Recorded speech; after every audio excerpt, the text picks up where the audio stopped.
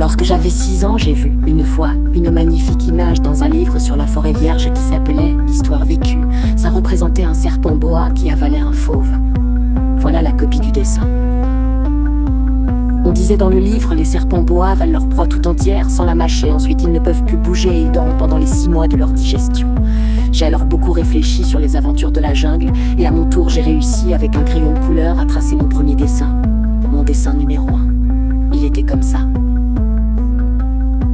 J'ai montré mon chef-d'œuvre aux grandes personnes et je leur ai demandé si mon dessin leur faisait peur. Elles m'ont répondu. Pourquoi un chapeau ferait-il peur ? Mon dessin ne représentait pas un chapeau, il représentait un serpent boa qui digérait un éléphant. J'ai alors dessiné l'intérieur du serpent boa afin que les grandes personnes puissent comprendre, elles ont toujours besoin d'explications. Mon dessin numéro 2 était comme ça. Les grandes personnes m'ont conseillé de laisser de côté les dessins de serpents boa ouverts ou fermés et de m'intéresser plutôt à la géographie, à l'histoire, au calcul et à la grammaire. C'est ainsi que j'ai abandonné à l'âge de 6 ans une magnifique carrière de peintre. J'avais été découragée par l'insuccès de mon dessin numéro 1 et de mon dessin numéro 2. Les grandes personnes ne comprennent jamais rien toutes seules et c'est fatigant pour les enfants de toujours et toujours leur donner des explications.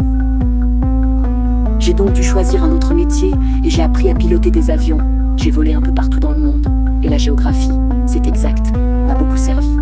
Je savais reconnaître du premier coup d'œil la Chine de l'Arizona, c'est très utile si l'on est égaré pendant la nuit. J'ai ainsi eu au cours de ma vie des tas de contacts avec des tas de gens sérieux. J'ai beaucoup vécu chez les grandes personnes, je les ai vus de très près. Ça n'a pas trop amélioré mon opinion. Quand j'en rencontrais une qui me paraissait un peu lucide, je faisais l'expérience sur elle de mon dessin numéro 1 que j'ai toujours conservé. Je voulais savoir si elle était vraiment compréhensive, mais toujours elle me répondait « c'est un chapeau ». Alors je ne lui parlais ni de serpent boa, ni de forêt vierge, ni d'étoiles. Je me mettais à sa portée. Je lui parlais de bridge, de golf, de politique et de cravate, et la grande personne était bien contente de connaître un homme aussi raisonnable.